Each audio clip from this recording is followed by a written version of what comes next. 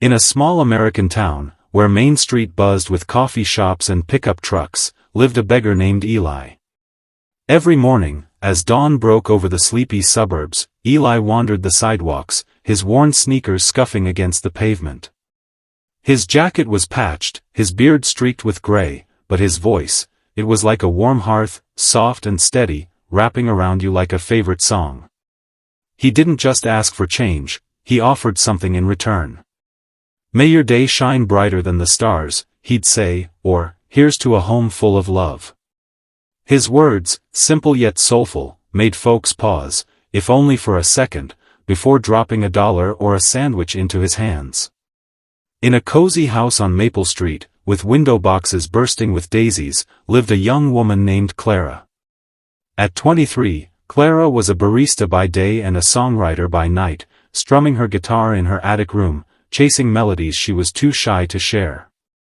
Her life felt stuck, like a record skipping on the same note, until she heard Eli's voice one crisp fall morning. "May your heart find its rhythm," he said to her neighbor, his tone gentle, like a breeze through autumn leaves. Clara froze, her coffee mug halfway to her lips. There was something in his voice, raw, real, like it carried a story she needed to hear. From then on, Clara watched for him. She'd linger on her porch, pretending to check the mail or water her plants, just to catch his words. Eli never stayed long, never asked for much, just a coin, a bite, or nothing at all. But his smile, weathered yet warm, and the way his eyes seemed to see right through you, stuck with her.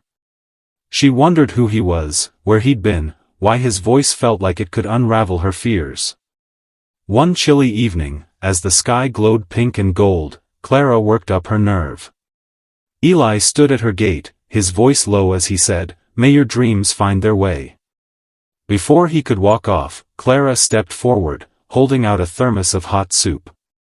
"Hey," she said, her voice shaky.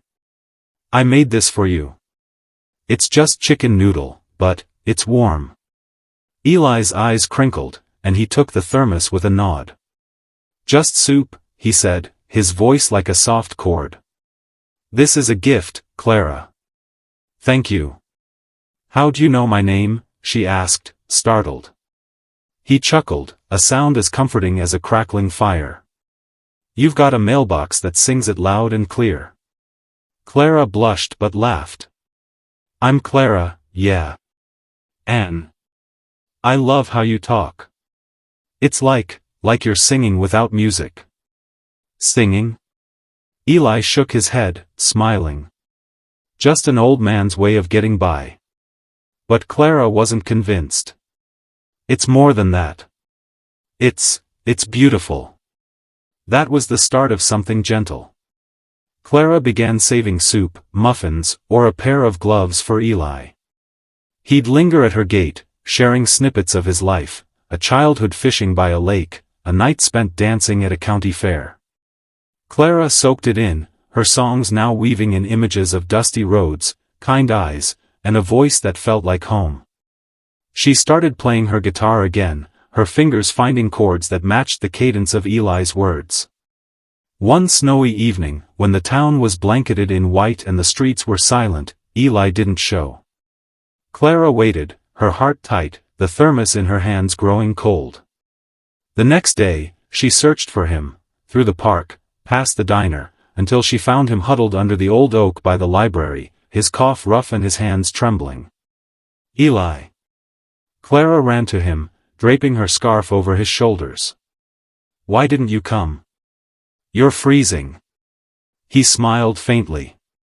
"Didn't want to bother you, Clara. It's just a little snow." But Clara wouldn't have it.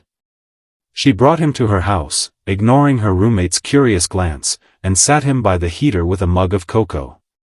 As the snow fell outside, Eli spoke quietly. "You're too good to me, kid. Why do you care about a guy like me?" Clara bit her lip, her heart racing. "Because you're not just some guy. Your words, they make me feel like I can be more. Like I'm not stuck. You make the world feel possible." Eli's eyes softened, and he told her his story. He'd been a music teacher once, with a wife and a son who loved his bedtime songs. A car accident took them, and with them, his home, his spark. He'd been wandering ever since, carrying their memory in his blessings, giving others the hope he couldn't find for himself. Clara's eyes welled up. She took his hand, rough and cold, and held it tight. "You're not alone anymore, Eli. You've got me." Their love wasn't the stuff of movies, all fireworks and grand gestures. It was quiet, steady, like a song played softly on a porch at dusk. Clara cared for Eli, bringing him blankets, medicine, and a place by her fire.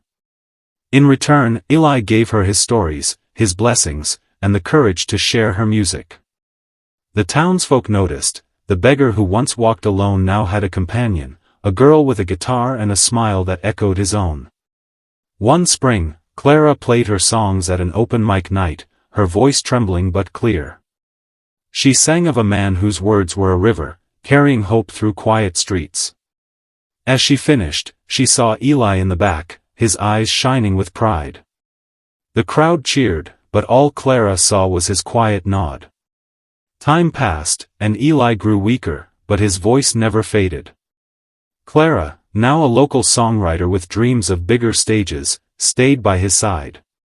On his final day, as he lay in a bed in her home, he took her hand and whispered, "May your songs always soar, Clara."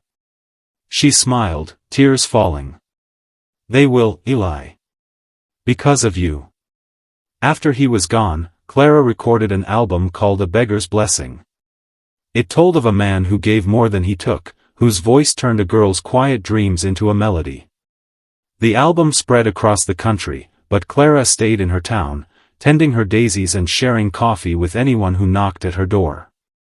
And sometimes, when the wind was just right, the townsfolk swore they heard a gentle voice in the air, blessing their homes with warmth and light. Don't forget to like, subscribe, and hit that bell icon so you never miss a twist. Stay tuned to Reddit Tales Times for your daily dose of drama, laughs, and unbelievable stories.